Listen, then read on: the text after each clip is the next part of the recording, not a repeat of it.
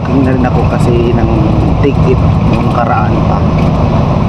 Kaya yun, dito na tayo sa Samar Mangos na yun. Kasi hindi pwede na matagal, puro na lang ako absent. Kaya nandyan din yung dumating na rin yung bisita ko. Kaya magkita na rin kami. Kailangan natin bumalik agad.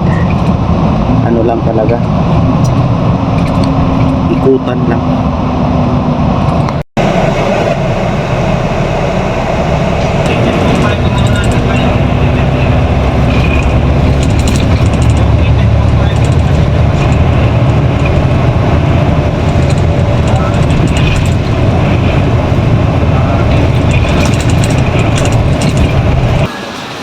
Ayun mga boss, dito na kami sa Alin.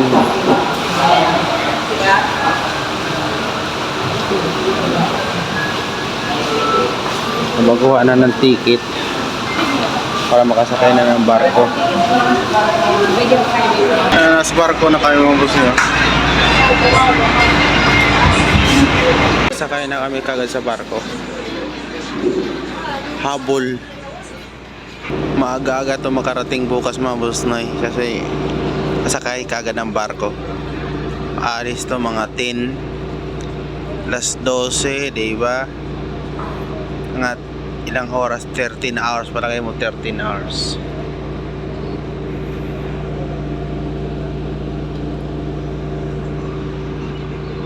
Baka nasa alas 3, alas 4 ng hapon, basta hindi ma-delay. Kaya yan, mga ganong oras yan mga boss ni. Yan, walang aberya, tuloy-tuloy ang takbo.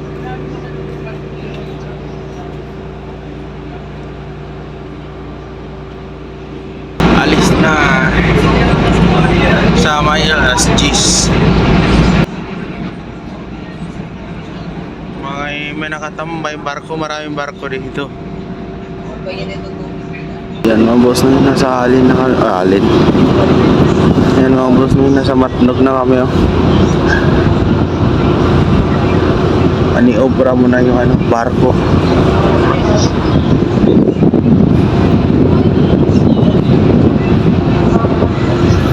Ano lang, alas 10. Mahigit lang isang oras ang biyahe. Mabilis-bilis, saka malinaw yung dagat. Walang alon, walang sagabal. Ayos yung maniobra. Talagang hinagis mo na yung isang mooring, yung isang lubid para maka-atras. Tama ba yun?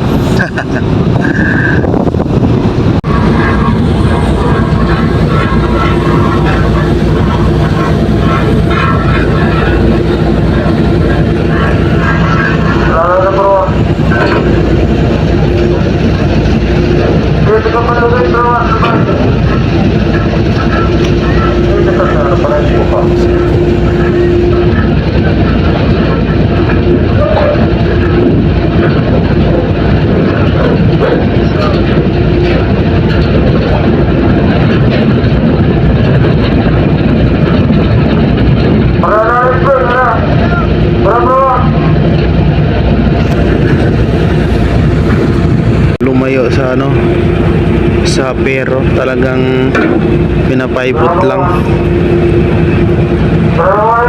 hinagis lang yung unang lubid, pinaikot lang yung barko. Galing.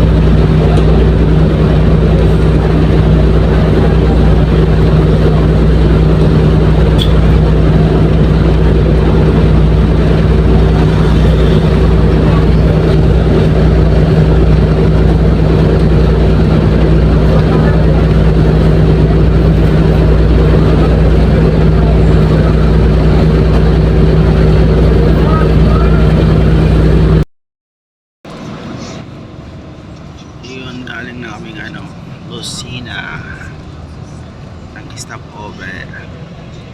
Nagtatapos na po sa pagbubuhay. Yun na nga mga boss noy.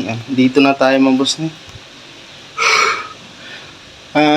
Dumating kami doon linggo ng tanghali na. Kaya wala na, natulog lang ako. Yan, nandito naman tayo ulit. 28 ngayon mga boss noy. Talagang hinatid ko lang yung tiyain ko. Pagbalik dito, ewan ko kung sinong kasama nun. Yan, salamat sa panonood yung mga boss noy. Pagod yarn. Haggard pa yan.